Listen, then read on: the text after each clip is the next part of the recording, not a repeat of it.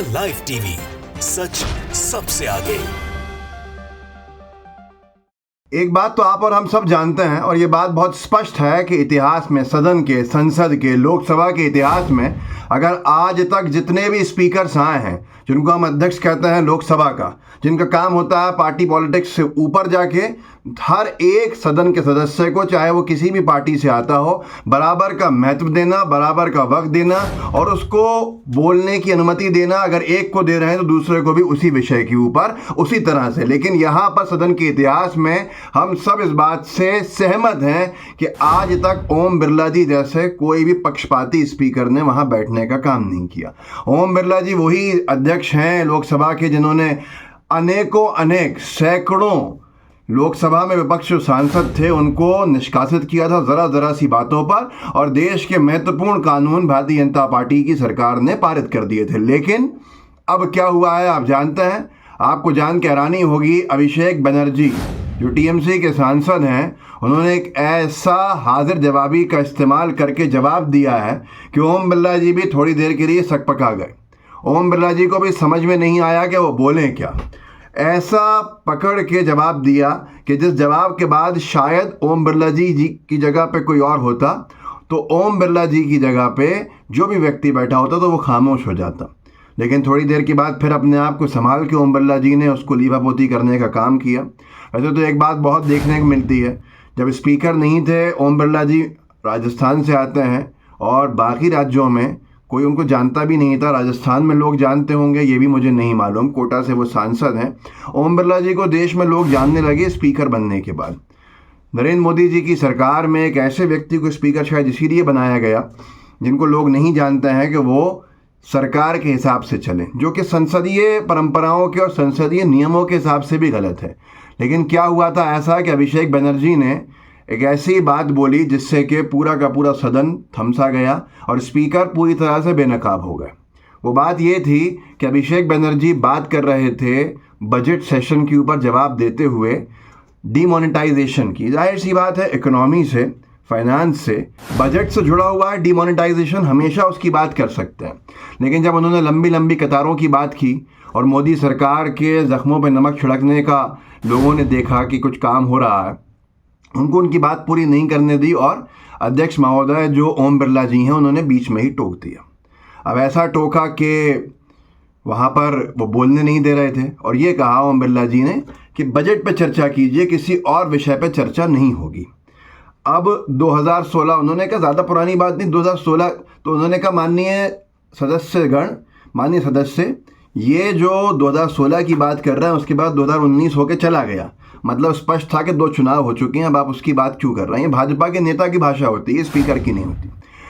अभिषेक बनर्जी ने उस पर जवाब दिया कि माननीय अध्यक्ष जी, और ये जवाब इतना चुभने वाला था और पूरी भाजपा की प्रणाली को और मंडली को बेनकाब करने वाला कि सकपकाना बहुत वाजिब बात थी।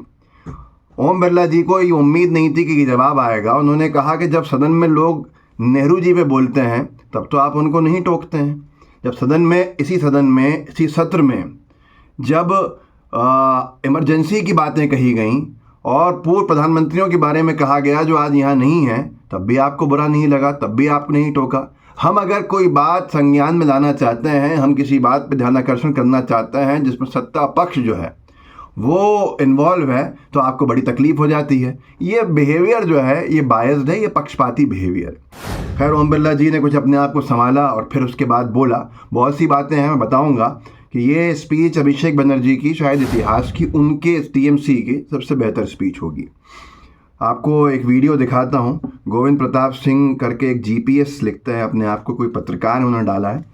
राज्यसभा की और राज्यसभा संसद टीवी से लिया गया है, सब देख सकते हैं इसको। उसका एक अंशभाग ला के लगा रहा हूँ, आप खुद देखिए। कोई 60 साल पहले जवाहरलाल नेहरू का बात करेगा, दूसरे नेताओं का बात करेगा, तब आप कुछ नहीं बोलेंगे। सब बोलते मैं हैं। 5 साल पहले का डिमोनेटाइजेशन का बात करूंगा तो आप कहेंगे भाई वर्तमान इशू पे बोलिए। और ये कोई नई बात नहीं है, आज बहुत कुछ हुआ जिससे कि बहुत सारी चीज़ें बेनकाब हुई। एक बड़े मज़ेदार चीज़ हुई, मैं देख रहा था ये स्पीच, ये कार्रवाई।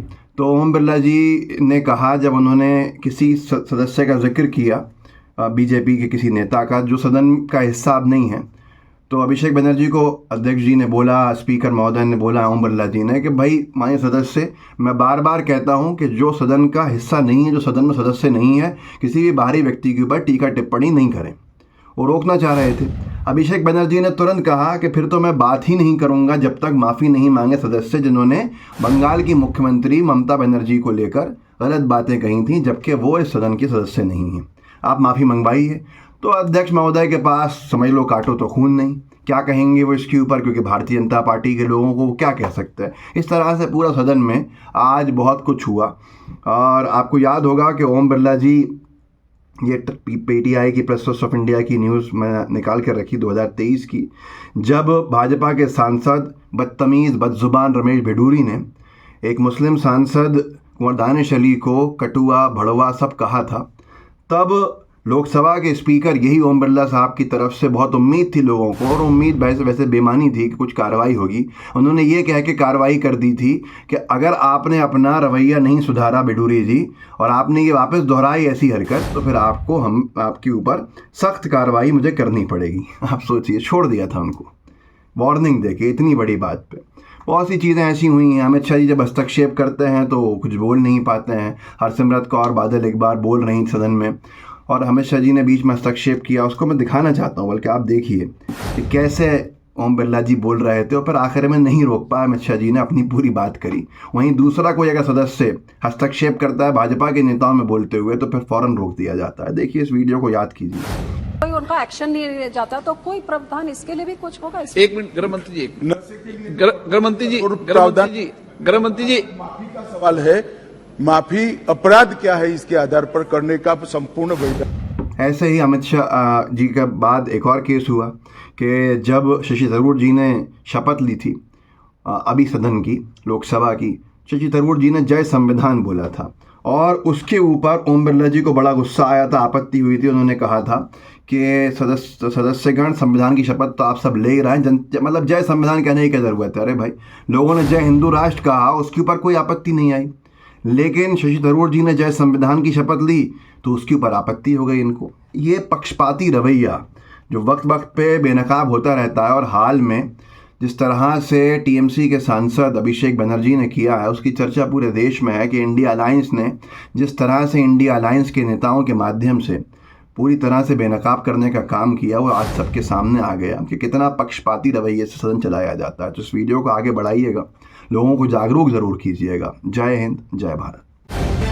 द लाइव टीवी, सच सबसे आगे।